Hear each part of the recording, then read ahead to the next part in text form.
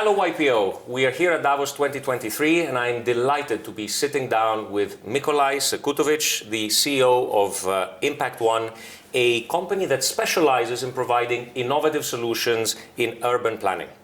Mikolaj, thank you for being here with us. No, thank you so much. I'm delighted and honored. So, Mikolaj, yesterday Nicole Schwab was here with us and it was very interesting because she said that a net zero world isn't good enough. We should actually be focusing on a nature positive world. What would you say to that? So actually, I discussed this topic very often already with Nicole, and we have the same observation. There was a very intelligent man, actually Archbishop of Bamberg, that once said to me, there is nothing in nature what is neutral. Yeah, there's nothing neutral in nature. It's either declining and dying, or growing and getting better and bigger. And this is exactly the case also in economy. You know, you don't have a neutral situation. You are either going down or you're going up. The same is with all systems. So basically, if we really want to have an environmental impact that is positive, we need to try to be nature positive, as everything in nature is nature positive, right? So you have, for example, the trees are losing the leaves in the autumn time. So it's a giant, mess of waste. But this waste is regenerated immediately. So there's no way we can build an economy that basically is only reducing the negative impact. Because if you're only reducing the negative impact, we just have another billion of people on this planet, or another billion of people that's reaching basically our living standards, and then all this reduction is gone, right? So basically we really need to look into full life cycle impact assessments, and this is exactly what we are doing. So we try to implement already since COP26, where we published the paper From Building to Growing Cities, how the city as the organism that has the worst impact on the planet, 80% of basically all emissions, all extractions, all energy is basically assigned to the city. So if the city as the agglomeration of humans is not becoming nature positive, we won't be able to create a planet or to remain on a planet that provides us with our main existential infrastructure. I like what you're saying. Let me dive a little bit deeper on what you're saying, right? In big picture. Let's talk a little bit about ecosphere, right?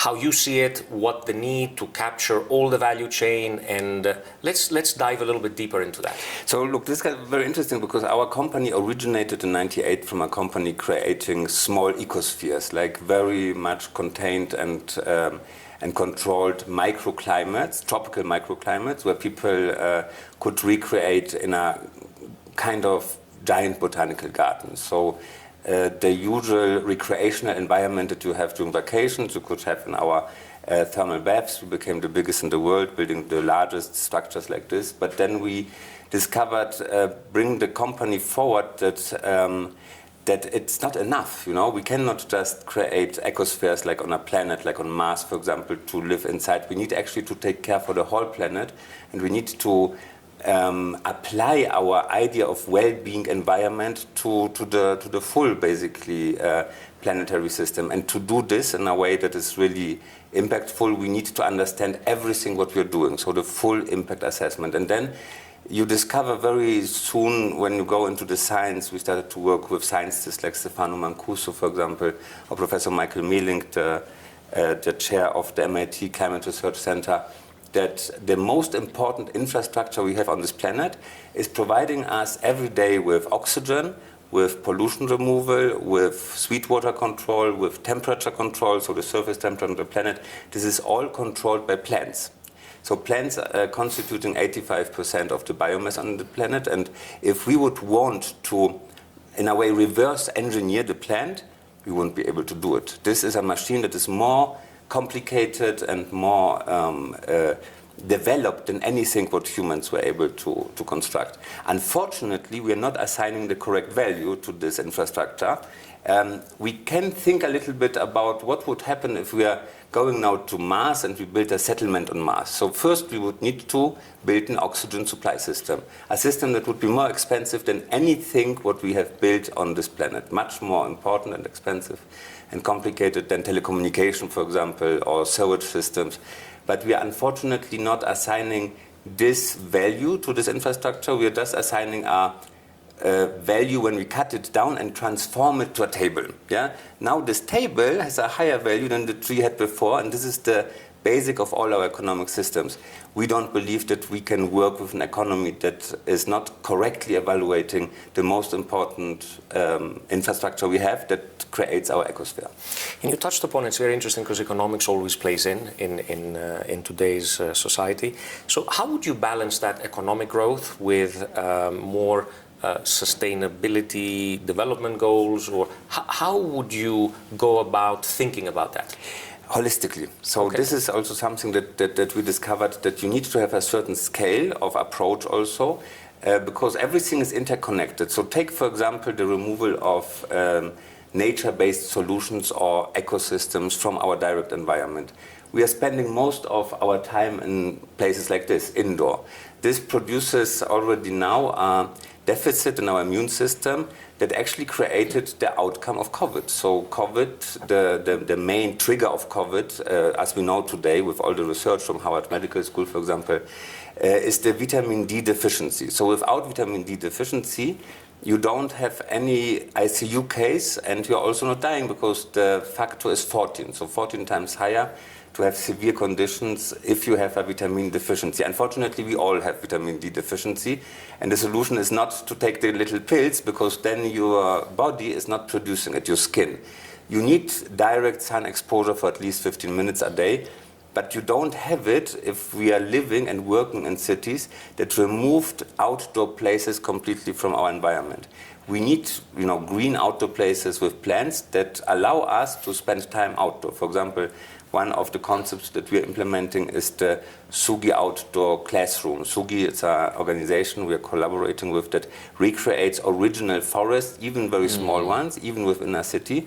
And now imagine how much better the environment is for learning for children if they're not sitting in a small room where they use, the oxygen of the space within the first 20 minutes, and then they're always getting a little tired and falling asleep, because the indoor air is one of the most hostile elements that we have created in our environments, also one of the biggest triggers of cancer, through mold, for example. So to really understand what we are doing, and then we're touching upon all the SDGs in a way, because all the SDGs like health, we can only address with the right environment that we need to create for us or recreate for us to be more species specific, to more mirror the environment that created us in the first place. And this is exactly the kind of impact assessment that we are implementing at also pricing through the right impact assessment. And you've been here quite a few times. You're here in Davos this year. What do you think is the most pressing global issue that you feel should be addressed this year at the World Economic Forum? Yeah, so we had the pleasure to collaborate this year and last year with Finnish Flow. Finnish Flow brought last year Sadhguru to Davos, and he actually is addressing the very, most urgent and most pressing topic that is extremely interconnected to everything what I have already touched upon. It's the loss of biodiversity in the soil. So the degradation of the soil, this is where everything starts, because we are all coming from soil. All the nutrition that is in the soil is then later transformed into plant life. These plants are creating the very basis of our food security that is now already very much decreased because our food doesn't have enough nutrition. And then obviously these plants are also creating exactly the atmospheric system that we need as our very, first existential basically mean to survival. So the soil quality is the most important thing we need to take care for. Unfortunately, everything what we are doing is degrading soil quality. So we talked, we touched before the recording started about cars. We're talking a lot about electric mobility, but the biggest impact a car has is not the fuel. Over the life cycle, it's the asphalt street, and the asphalt street is obviously correlated to the size of the car. Now, the asphalt street is meant to kill. This is exactly the first, function of asphalt, is to make sure that the soil is not anymore alive and the plants are not breaking through.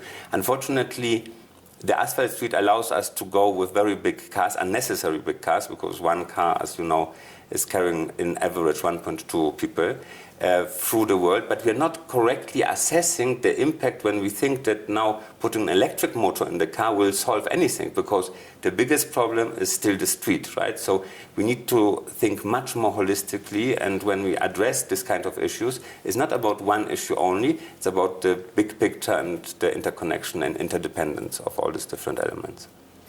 Mikolaj, thank you so much for being with us today. It was very good to have you and see perspectives, and I hope that it will be thought-provoking enough for all of YPO, and we look forward to continuing our series. Thank you very much. It was a pleasure for me. Thank you.